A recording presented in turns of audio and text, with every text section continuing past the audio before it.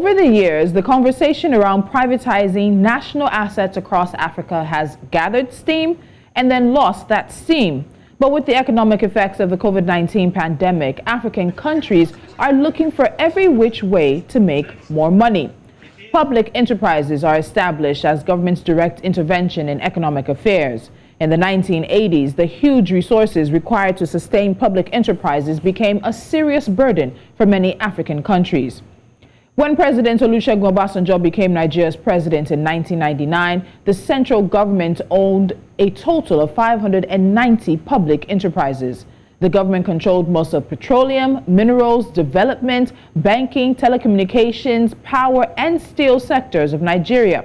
These sectors alone constituted at least 40% of the entire national GDP. Over 1/3 of the money that the country realized from the sale of oil since 1973 has been expanded on them.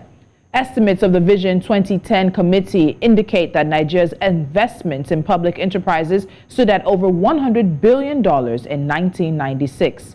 It was also estimated that about 55% of Nigeria's external debt with the Paris Club of Creditors were due to funds sourced to establish these public enterprises. However, the return on these investments averaged less than 0.5% per annum. According to the Technical Committee on Privatization and Commercialisation survey, public enterprises accounted for between 30 to 40% of fixed capital investments and nearly 50% of normal sector employment.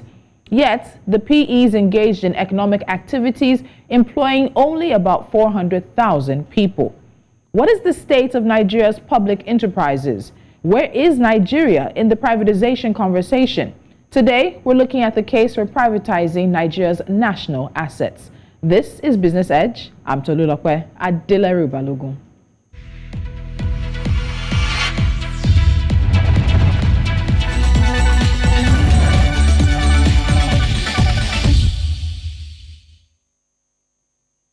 Joining me is Taiwo Oyedele, Fiscal Policy Partner and Africa Tax Leader at PwC Nigeria. Taiwo, welcome to Business Edge once again. Thank you so much for joining me.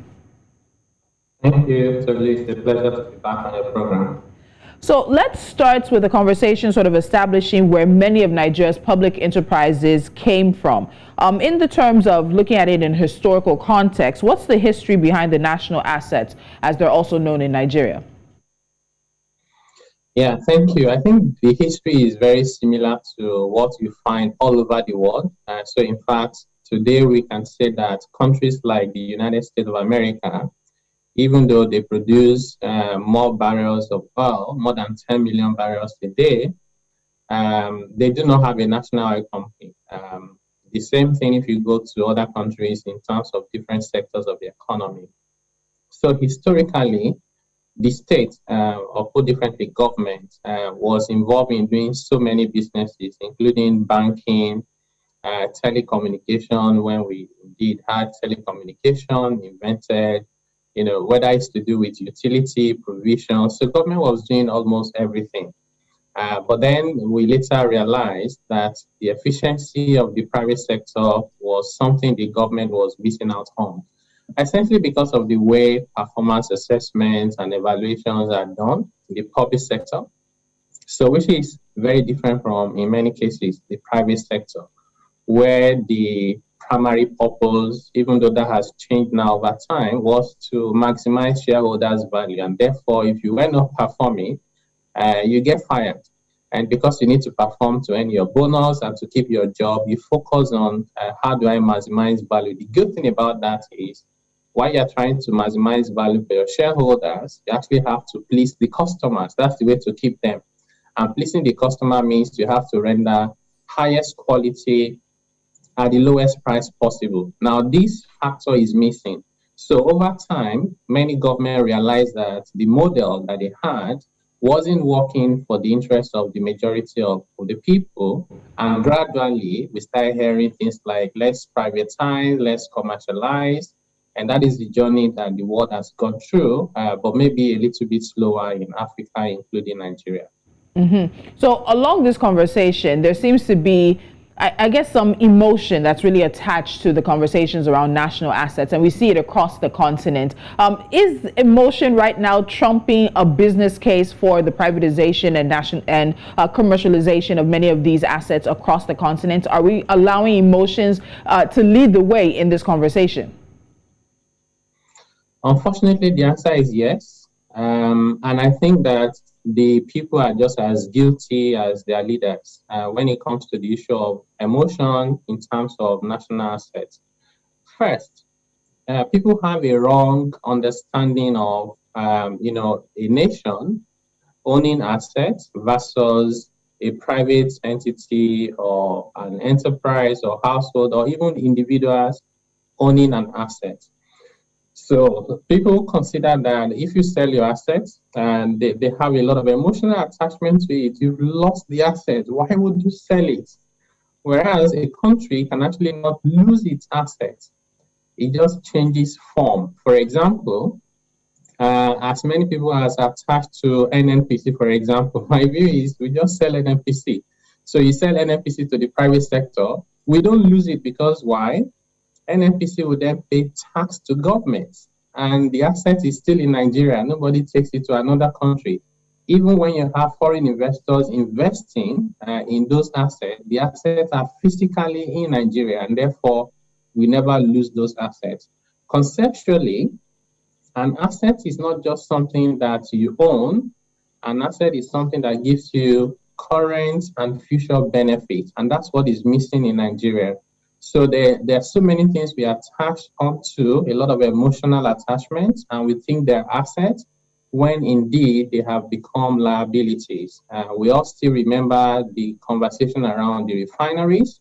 The Olusegun Obasanjo's administration, wanted to, I think indeed they sold those refineries, but there's a lot of, controversy about it, and the sale was reversed. But we were told that for a period of 2 years, we spent over 100 billion naira maintaining the refineries, and we did not manage to refine even a single barrel of crude oil. So that is not an asset, that's a liability, because you're having, not only is the asset failing to give you benefits, you're having to appropriate your very lean resources to continue to maintain those assets. We also remember, NITEL. NITEL was the only telecommunication company in Nigeria until GSM came in the early 20s. And even at that, NITEL was given the license for free, yet they cannot compete with other companies that paid over $200 million to get a license. Today, the likes of MTN in the stock market valued at more than 4 trillion naira. And NITEL is nowhere to be found. Those are the issues. We have to start moving away from this emotional attachment to start asking the question, actually, are we getting benefits from these assets? If not, maybe they are not assets, they are liabilities. So then some people would ask the question, what is the benefits of what we've sold so far? So let's fast forward. In mid-2021, the Director General of the BP, Bureau of Public Enterprises, said that the federal government has so far generated 1 trillion naira from the sale, commercialization, and concession of 234 public assets in the past 32 years. The agricultural sector accounted for 32, banking and finance 31, cement 15, energy, construction. You also had hotels and tourism, oil and gas, and manufacturing. So if we've made 1 trillion naira in the past 32 years from selling and commercializing some of these assets, what really has been the impact for the overall economy? Because some would say they haven't felt it. So why then is there this rush to push more assets out onto the market? Yeah, I know that's fair enough. I haven't felt it myself, so I do agree with Nigerians who said they haven't felt it. So there are two issues. One is when you sell those assets, the amount of money you realize is a drop in the ocean in terms of the value you are hoping to realize from that exercise. It's not the proceeds that government gets. The 1 trillion is small. It's small. The real value comes from when those assets are being operated efficiently in a productive manner to add value to the economy, to create employment, and to pay taxes, right? So equivalent of NNPC in many countries would easily pay taxes that run into tens of billions of dollars every year. Taxes alone, not even dividend to government, Whereas in Nigeria, over 44 years, we only just managed to declare profits once, according to the president, right? So the question is, if NNPC had been privatized and run efficiently, we would have saved, only God knows how many billions would have saved. I'm sure in that 44 years, maybe we would have saved $1 trillion. This is the size of what we're talking about. So it goes beyond the amount of proceeds that government will realize from selling the assets.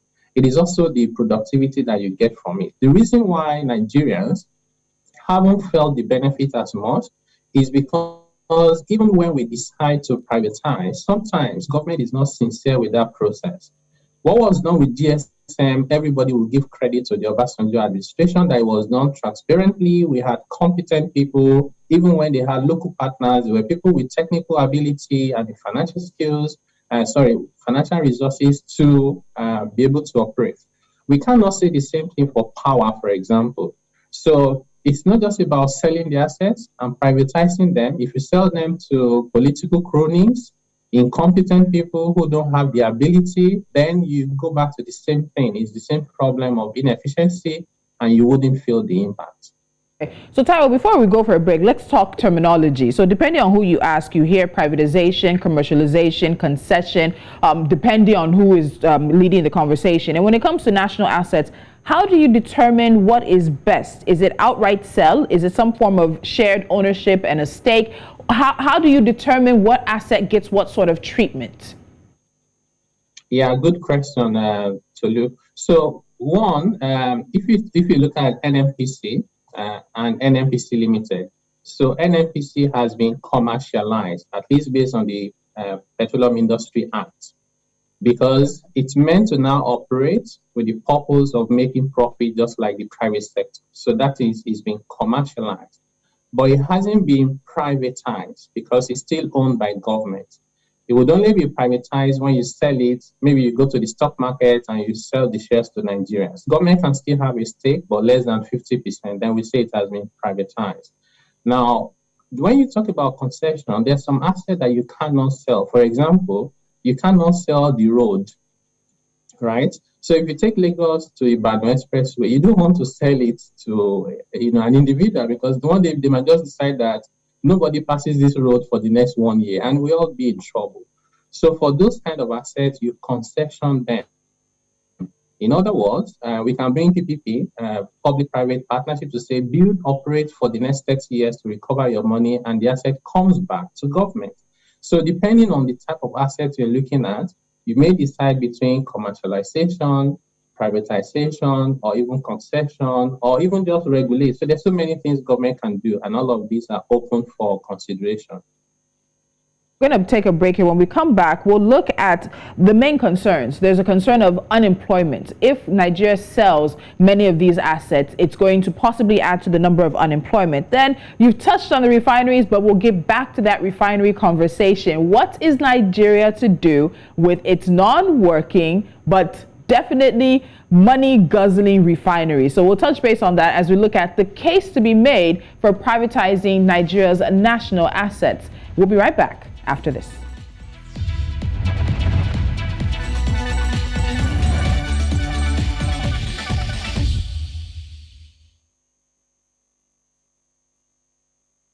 Still with me on the show is Taiwo Oyedele, Fiscal Policy Partner and Africa Tax Leader at PwC Nigeria. Now, let's get some more information here. There are many who believe that privatization is not the answer it's presented to be. In 2018, the DG of the BPE disclosed that 37% of 152 privatized enterprises were non-performing.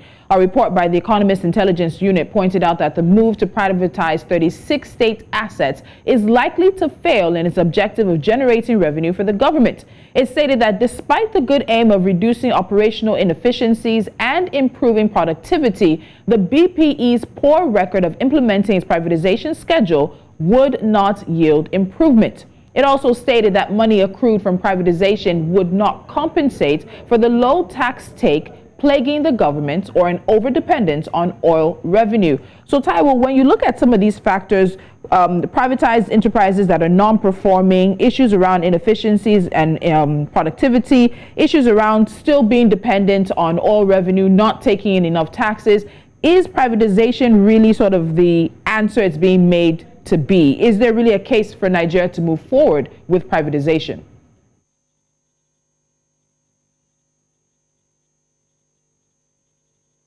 You? Oh, yeah, sorry, apologies. Okay. So the answer is yes. The answer is yes. I don't think we can be different from the rest of the world in that sense. There has to be a reason why many countries have privatized and they are seeing the results. The reason why we're not seeing the result in Nigeria is not because privatization doesn't work. It is because of how we have done this. And we even heard the president say recently that, the power sector privatization is not working because it wasn't done properly. And when it's been done properly, we've seen the results, and the examples are many. So when it comes to, the benefits, so you mentioned employment, in your comments. So we have to think about the macro impact. So if there's a government agency that employs 1,000 people and you privatize it, and chances are that half of those people will lose their job. But that company would also employ Nigerians. They won't go and employ Chinese or go to, the moon. They're also going. So if at the end of the day you sack 500 staff and you employ 1,000 that are more productive, it's better for the economy. So and the win-win is that one, government stops allocating its very scarce resources for the running of those enterprises. On top of that, government gets tax revenue, and the people that are employed become more productive. And in addition to GDP, you pay PAYE on your income that you earn. We have the story of the Nigeria LNG today.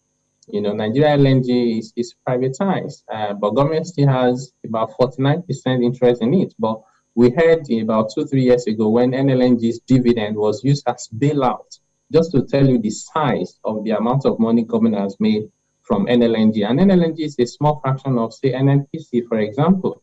So we had a report at PwC on what we call dead assets. This dead capital in Nigeria, we estimated, is worth about $900 billion. And mostly just about real estate and agricultural land alone that we are not optimizing. Today, you find old secretariat, you find barracks in prime property, even NTA, prime property, but it's wasting away. So what's the point of having an asset that can give you billions of naira revenue a year, but you cling onto it and say it's my asset, but you're spending money just to keep it there in a dilapidated manner. So it's not good for us. So we have to retrace our steps to say privatization is not bad. How can we do it more efficiently so we can get the benefit for the Nigerian people? By the way, I have to say there's nothing wrong with government doing business. It's just that in Nigeria, we mix doing business with politics in the public sector. We know of Emirates today. Emirates is government owned, but even the CEO is not even Emirati, he's British. And they're doing well. Everybody is proud of what they're doing, their citizens in particular. So we have, Chinese, have about 2 oil companies, and one of them is making turnover of almost $300 billion in just 1 year. That's almost the size of our economy, or the size of South African economy. So there's nothing wrong with government doing business, but we have demonstrated over and over again that we cannot avoid mixing politics with doing business. And therefore, the only sustainable solution is government should just stop doing business. Okay, so government should stop doing business. Let's talk about the refineries.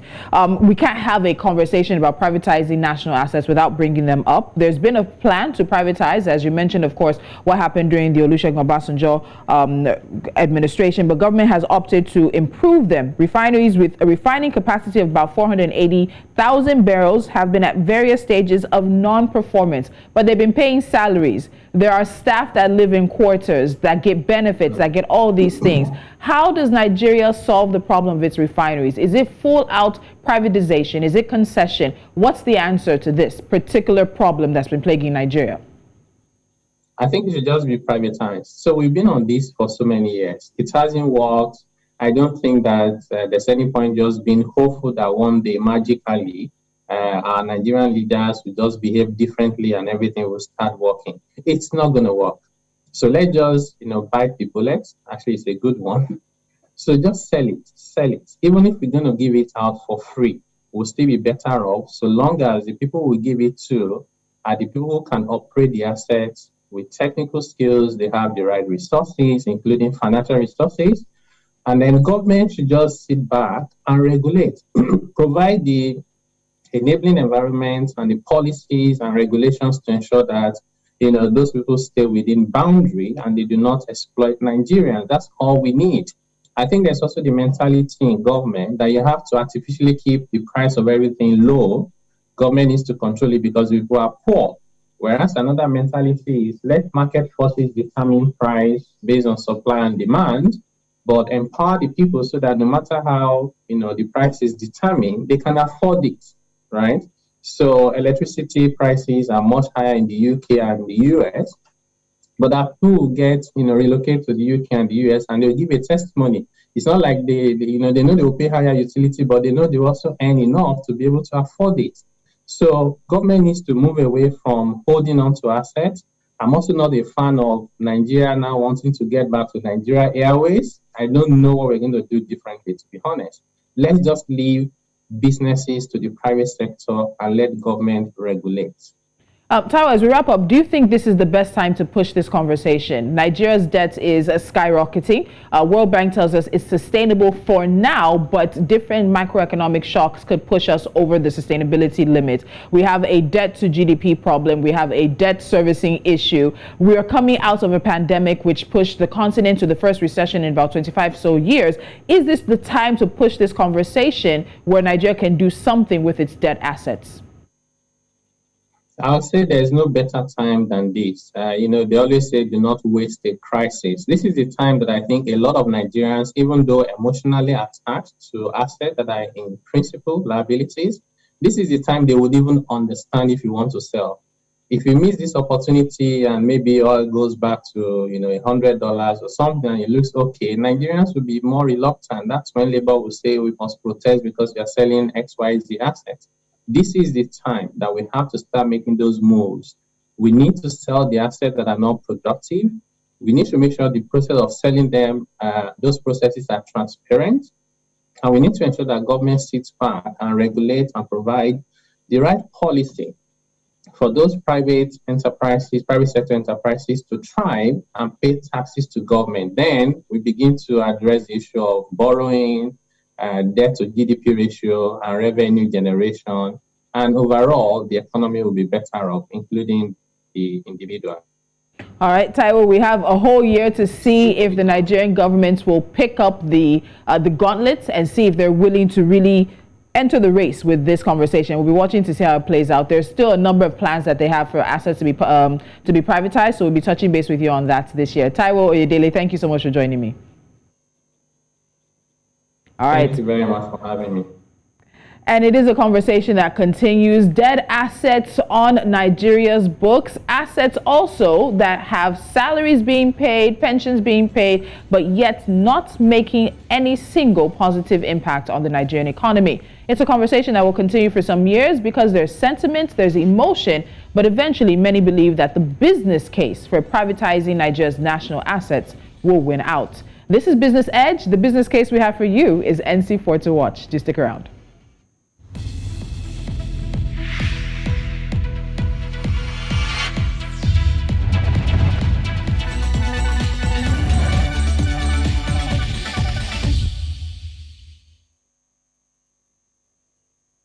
And we start in Nigeria, where the country's debt management office has released the government bond issuance calendar for the first quarter of 2022.